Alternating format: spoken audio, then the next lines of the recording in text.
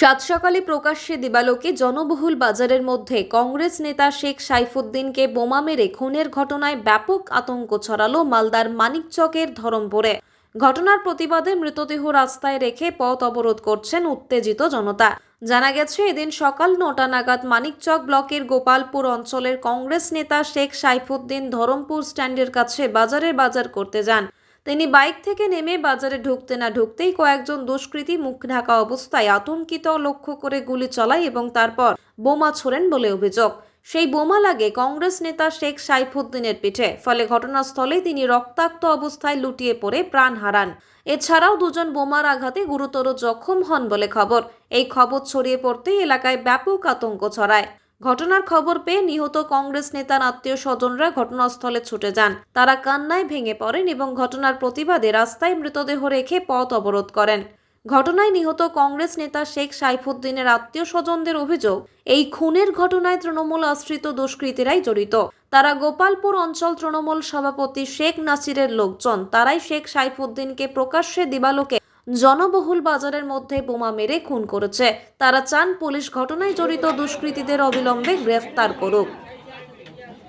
বলছি, ধরমপুর বাস স্ট্যান্ডে আজকে বোমাবাজির ঘটনা ঘটেছে। সাইফুদ্দিন শেখ কংগ্রেসের নেতা, তিনি ঘটনাস্থলে মারাও গিয়েছেন। ওখানে অবরোধ চলছে, বিক্ষোভ চলছে। তৃণমূলের স্থানীয় নেতৃত্ব, অঞ্চল সভাপতি নাসির শেখ, তাদের বিরুদ্ধে অভিযোগ তুলছে কংগ্রেস বা নিহতের পরিবার। কী বলবেন? সাইফুদ্দিনের লোক মারা গেলে নাসিরের লোক করে, নাসিরের লোক মারা গেলে সাইফুদ্দিনের লোক করে। এটা আমাদের গোপালপুরে একটা চলছে দীর্ঘদিন। কোনো খুনই আমাদের কাছে কোনো মার্ডার আমরা সেটাকে সমর্থন করি। সাইফুদ্দিন আমাদের সঙ্গে অনেক দিন ছিলেন, কাজ করেছেন। আমাদের প্রতি আমার আলাদা দুর্বলতা আছে। আমি দল একটা জায়গায় করি, কিন্তু উনি কোন দল করেন আমি জানি না। সাইফুদ্দিনের সাথে আমার ব্যক্তিগত সম্পর্ক ভালো। আমি সাইফুদ্দিনের সাথে 4-5 দিন আগেও কথা বলেছিলাম, গণ্ডগোলকে কেন্দ্র করে যাতে দুই দল মিলে একটা বসে কিছু করা যায়, আমরা এটা করুন।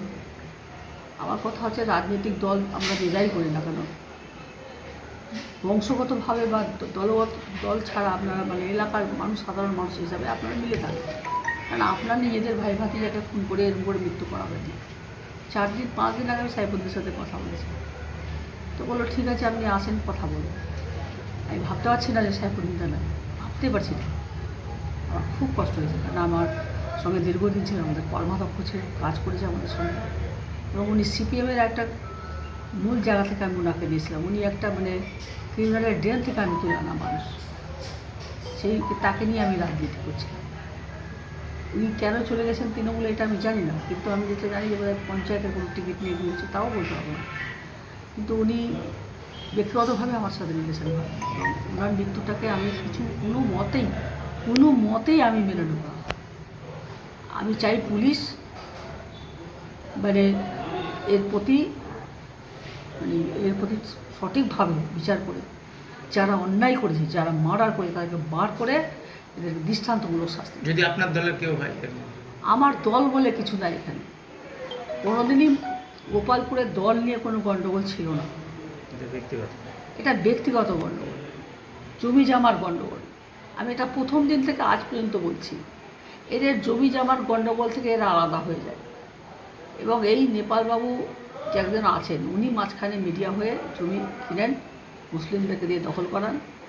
এটা নিয়ে এদের মধ্যে গণ্ডগোল চলছে, এটা দীর্ঘদিনের সমস্যা। তখন সাইফুদ্দিন বাবু যখন তৃণমূলে ছিলেন, তখন থেকেই ওদের ব্যক্তিগত সমস্যা। এই সমস্যার সঙ্গে তৃণমূল পার্টির কোনো যোগ নেই। আমরা দেখবই তো, কিছুক্ষণ পরে দেখতে পাবেন যে কংগ্রেসরা এসে তার ডেড বডি নিয়ে মিছিল করে এটা নক্কারজনক ঘটনা, হ্যান ত্যান বলে নিন্দা প্রকাশ করবে। এটা তারা পলিটিক্যাল ঘোলা জলে ওরা জায়গা খুঁজছে, মাছ।